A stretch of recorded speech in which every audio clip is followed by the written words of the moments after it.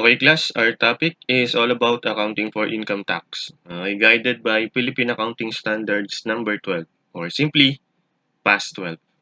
Okay, so let's proceed. Okay. Accounting profit versus taxable profit. So, basahin lang natin. Profit or loss.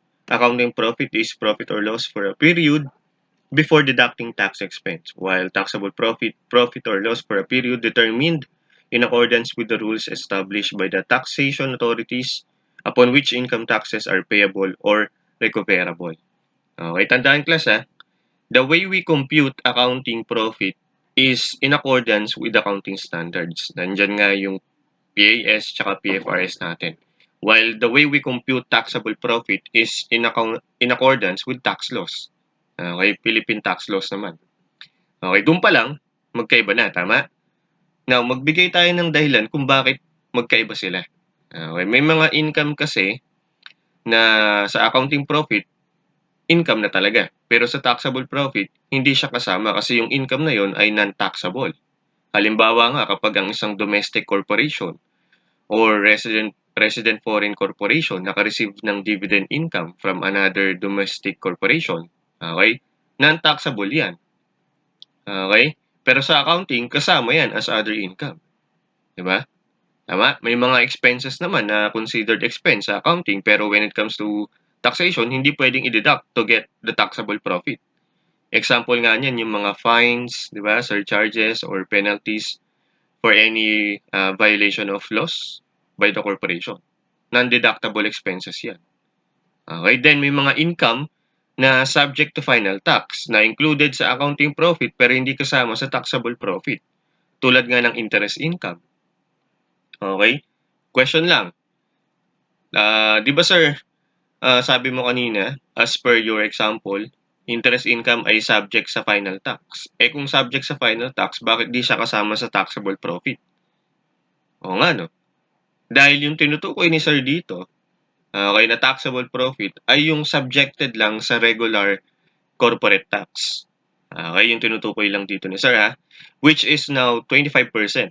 Okay, pero pwedeng maging 20% depende sa corporation kung na-meet nila yung condition or criteria to be subjected to 20% corporate tax.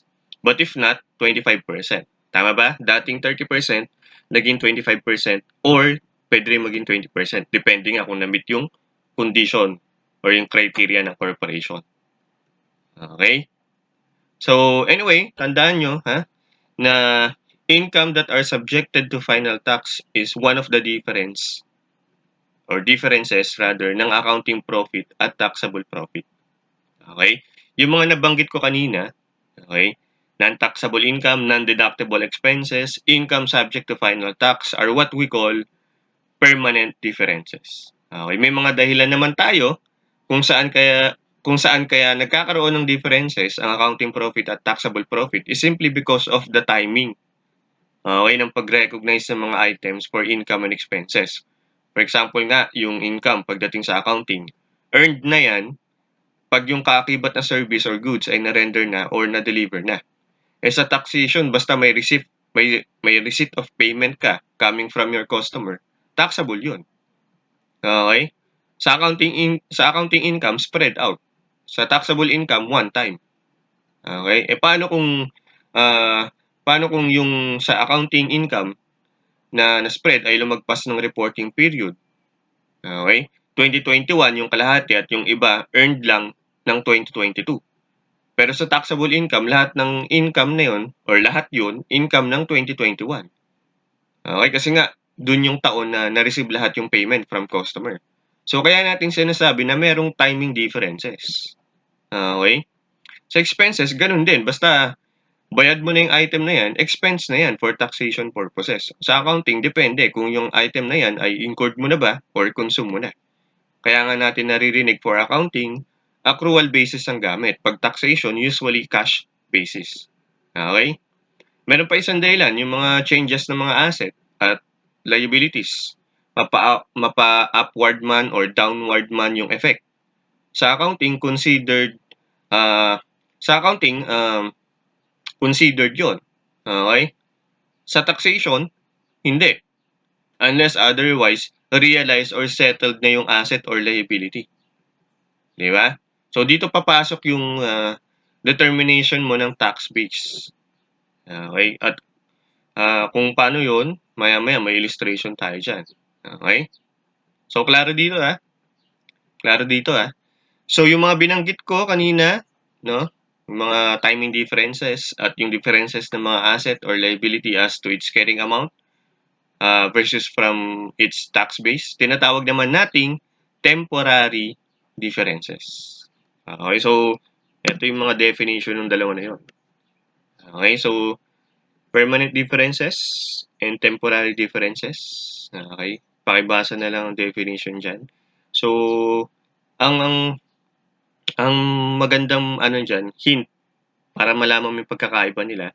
Pag permanent differences as defined dito, it's either included sa accounting income or included sa taxable profit but will never be included in the other.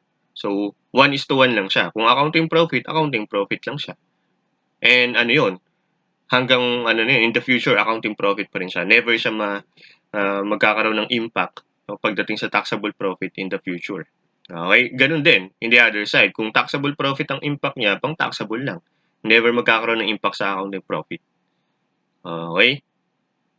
So, sa madaling salita, no future tax consequences when we talk about permanent differences. Temporary differences, kabaliktaran ng sinabi ko. Okay? So, may future tax consequences and at the same time, okay, pwedeng merong effect sa accounting profit and at the same time, merong effect sa taxable profit. Okay? Not necessarily equal. Pero since ang punto natin, may effect pa rin siya. Okay? For both. Okay? So, anyway, etong sa temporary differences class, as indicated dito. Okay? Sabi niya dito, merong mga differences na kung saan can be considered taxable kasi may dalawang klase daw ng temporary differences. Taxable temporary differences and deductible temporary differences. Okay? Na kung saan, yung taxable temporary differences, sabihin na natin, okay, ay magre-resulta sa deferred tax liability. While yung deductible temporary differences magre-result sa deferred tax asset. Okay? So, yun lang. Proceed tayo. So, pakibasa na lang din yung mga examples dito class for permanent differences. Familiarize din. Okay? So, now, elaborate natin more yung temporary differences. Okay? Straightforward tayo dito class. Okay? You have to familiarize if it will be taxable temporary difference or deductible temporary difference. Okay? So, anyway. So, for taxable temporary differences, are those that result of future taxable amounts when carrying amount of the asset or liability is recovered or settled. Okay?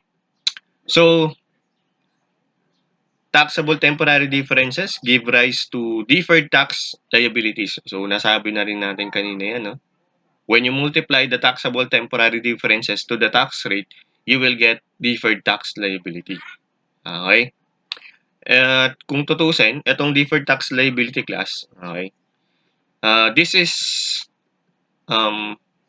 delayed tax na babayaran mo.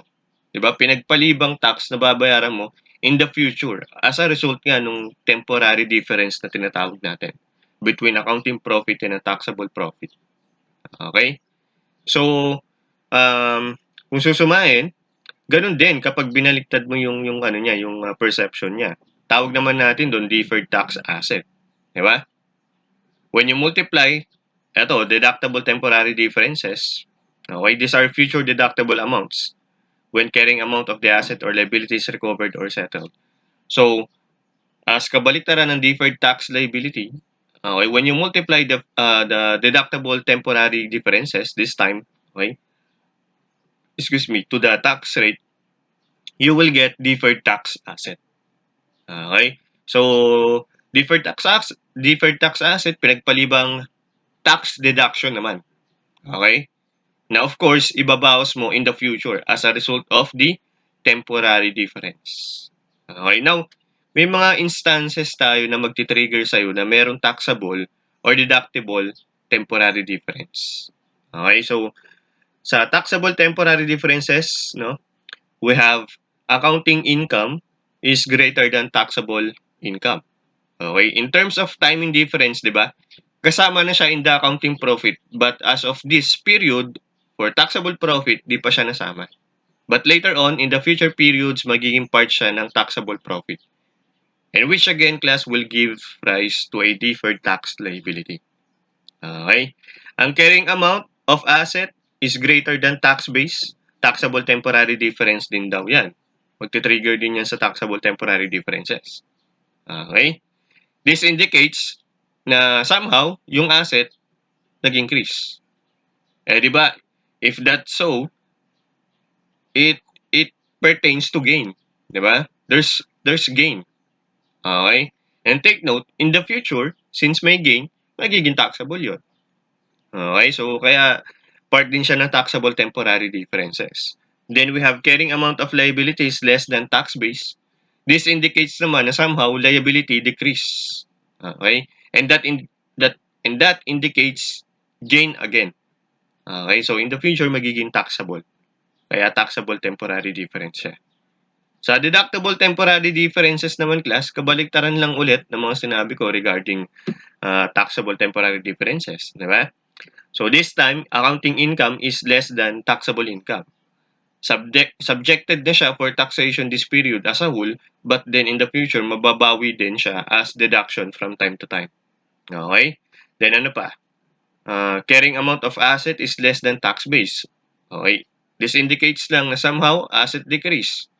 And that indicates loss. And in the future, okay, magiging tax deductible siya. Okay? Carrying amount of liability is greater than tax base. So, again, this indicates somehow liability increase. Okay? And that pertains to loss again. Okay? And so, in the future, magiging tax deductible siya. Okay po? So, here are the examples of taxable temporary differences and examples of deductible to. Sorry. Palitan natin Deductible.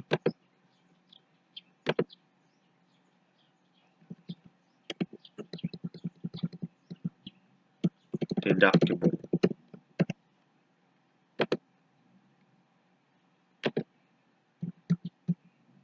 Ayan.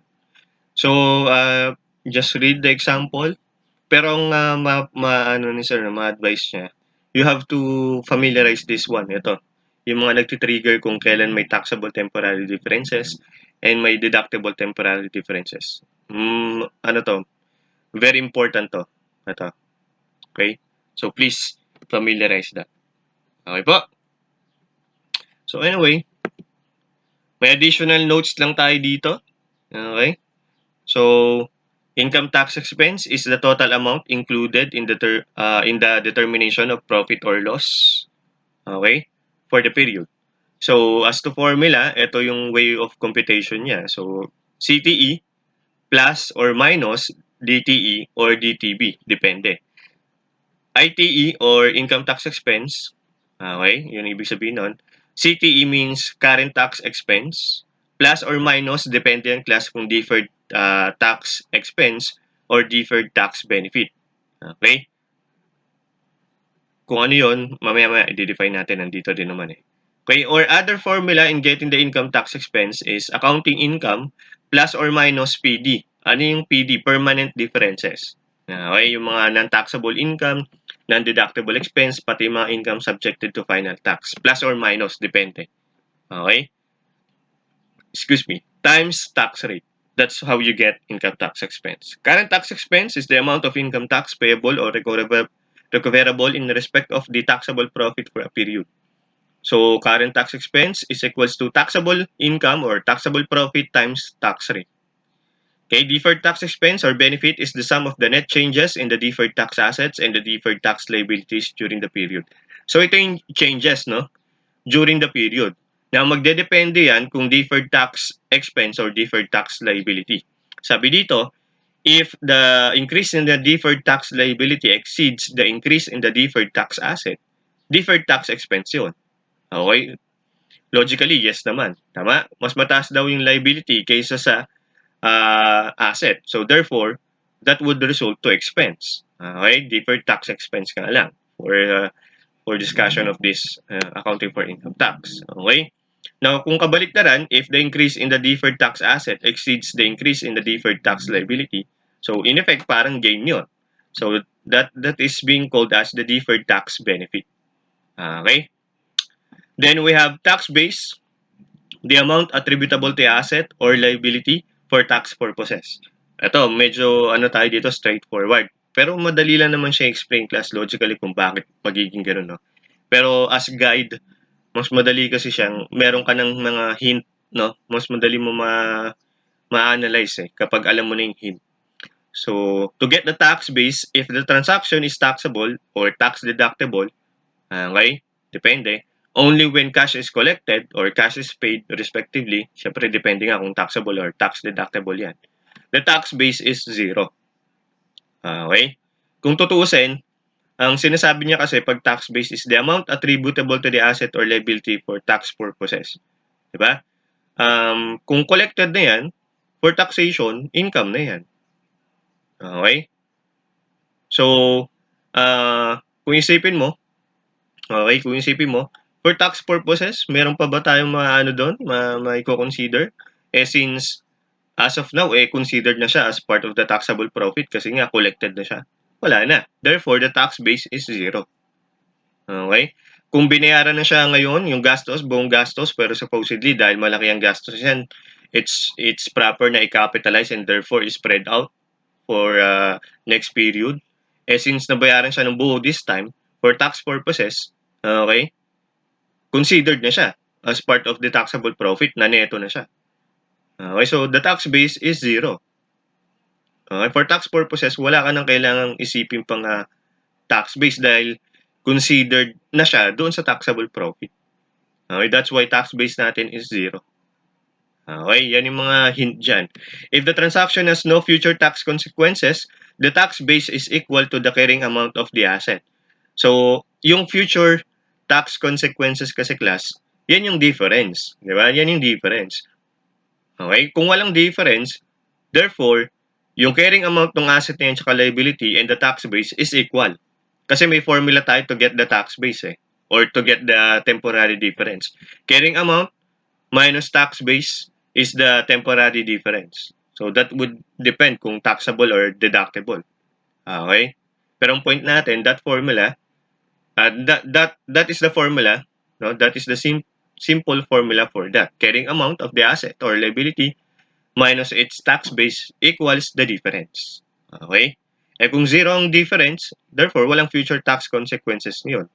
And in effect nga, carrying amount of the asset or liability and the tax base are the same. Okay? So, para mas ma-appreciate yan, diretso na tayo sa illustration. So, Apple Company, basahin lang ni Sir, Apple Company reported pre-tax income of 800,000 for its first year of operation. In the computation of income taxes, the following data were considered. Loss on expropriation of property, 40,000. Non-deductible life insurance for its employees, 30,000. Interest income, 20,000. Depreciation deducted for tax purposes in excess of depreciation for book purposes, 50,000. Rent received in advance, 60,000. Tax payments during previous quarters, 70,000. Then tax rate is 25%. Determine the following: income tax expense, current tax expense, deferred tax expense or benefit, depende. Current tax liability, deferred tax asset, and the deferred tax liability. Okay. So if you want to solve it alone, you may, no, you may solve it. Then post mo muna, syempre. Then afterwards, saka mo i-play para makita yung tamang sagot. Pero kung nagmamadali ka, syempre, you may continue the video. Okay po? So, sige, pakita na natin yung sagot. Ang unang requirement, income tax expense.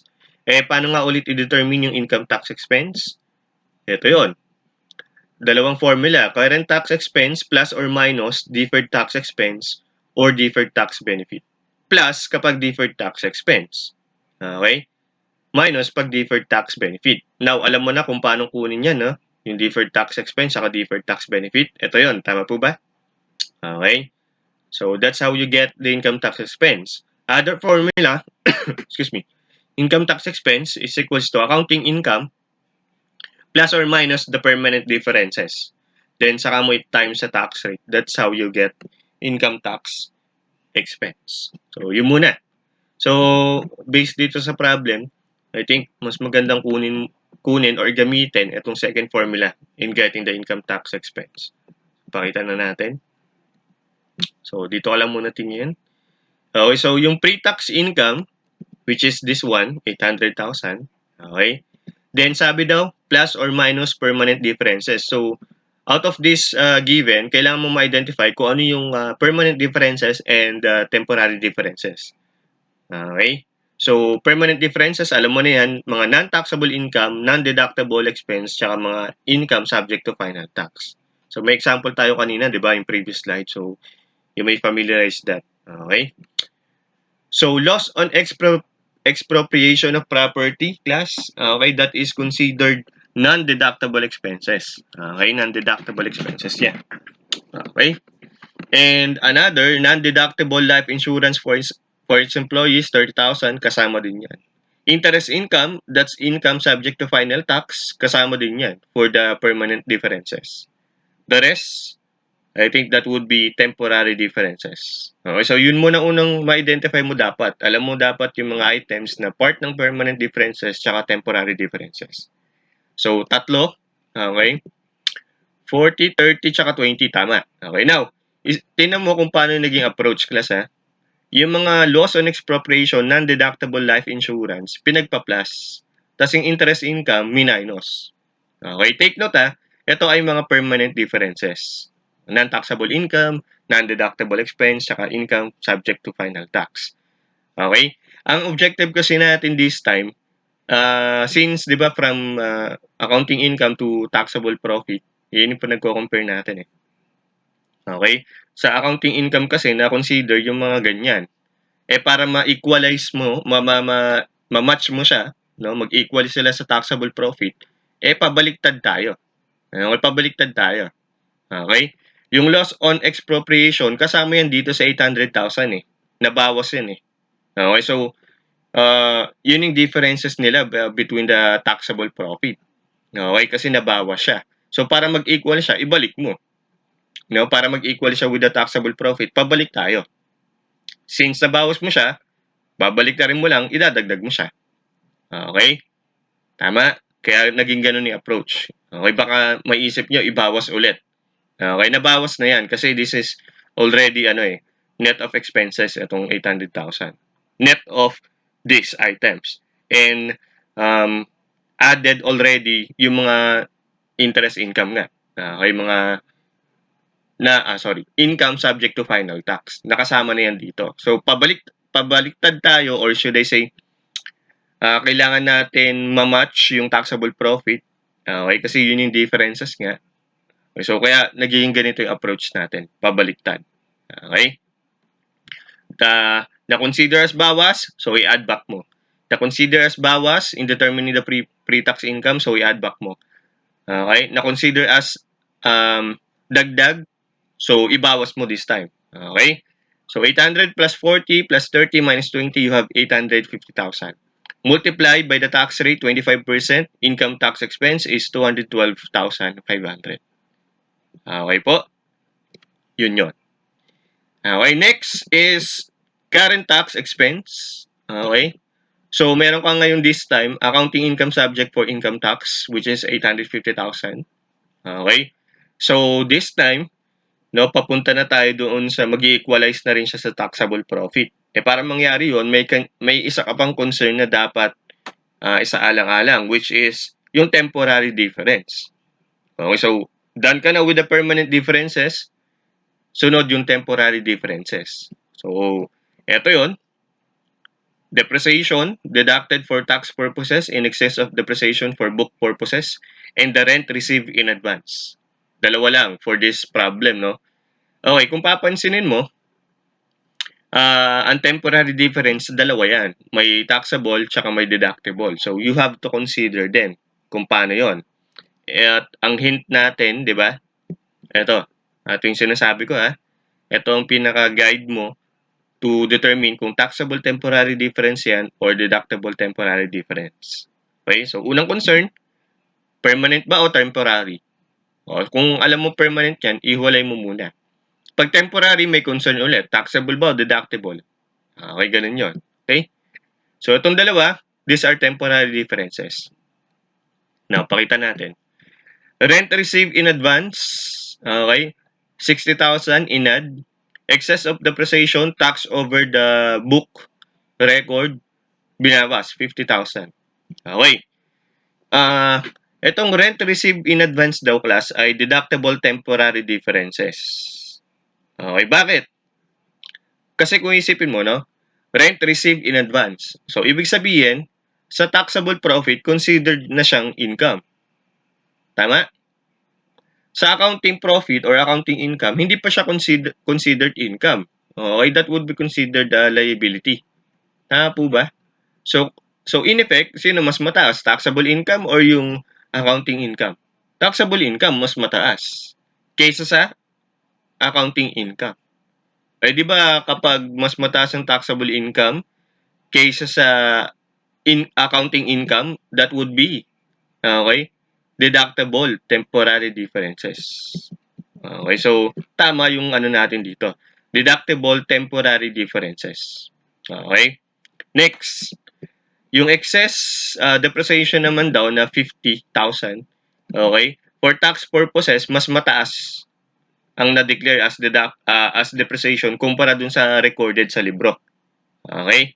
So, kung isipin mo, kung mas mataas dun sa tax, no, for tax purposes, mas mataas yung depreciation na na-declare kaysa dun sa accounting record. So, lalabas yung neto ng taxable profit, okay, mas mababa compared dun sa neto ng accountable profit or accounting profit. Okay? Kasi nga, mas mataas yung depreciation na dineclare for income tax or for tax purposes, mas mataas yung depreciation. Therefore, mas bababa yung taxable income kumpara nga sa accounting income. So, yung accounting income mas mataas kaysa sa taxable income, that would pertain to, ayun. Okay, mas mataas ang accounting income kaysa sa taxable income, that would pertain to taxable temporary differences. Okay po? So, kaya nakalagay siya dito, TTD, taxable temporary differences. Okay, so, sir, bakit naman naging add yung 60,000 and minus yung 50,000? So, isipin mo, rent received in advance, declared yan sa taxable profit. Okay, kasama na yan doon. Okay po? Tama? Kasama na yan doon. So, in order to equalize the accounting income to taxable profit, sa taxable profit kasama na. Sa accounting income rather, hindi pa kasama. Okay, eto accounting income to Tama ba? Itong 850. Okay? Eto hindi pa kasama sa accounting income just to equalize or just to equal to match the taxable profit. Dahil sa taxable profit kasama na tong 60,000. So isasama pa natin. 'Di ba? Just to make them equal. Tama? Kaya naging plus yan. Tama po ba? Okay. Next, sa excess of depreciation,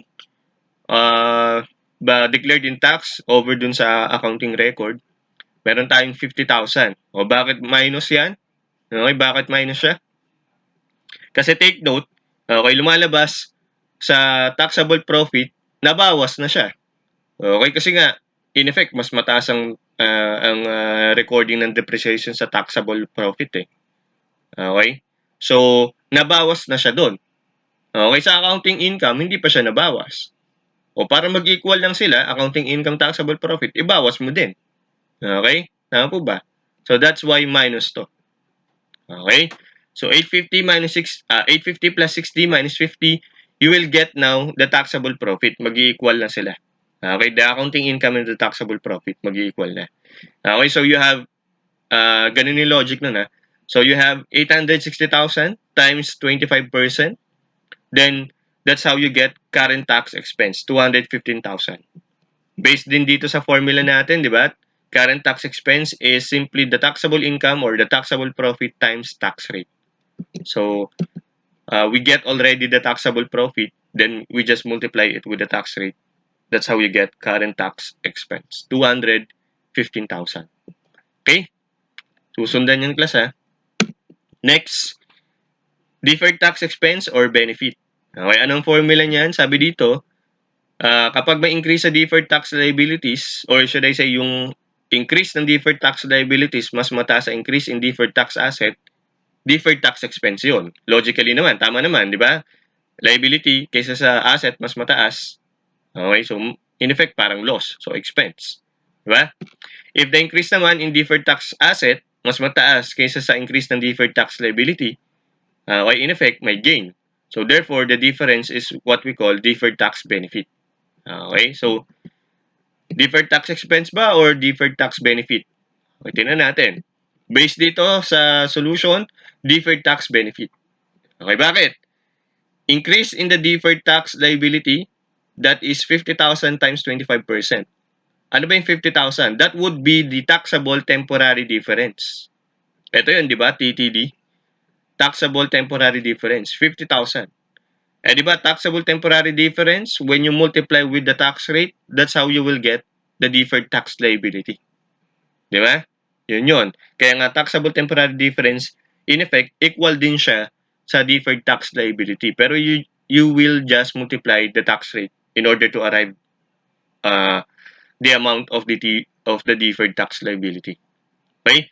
The next, yung increase in the deferred tax asset, that is 60,000 times 25%. So, kung deferred tax asset yan, we're pertaining to deductible temporary difference. And based dun sa problem, ito yon, yung rent received in advance. Okay, deductible temporary difference yan. So, 60,000 times tax rate, you have 25%, no, na tax rate. So, you will get 15,000.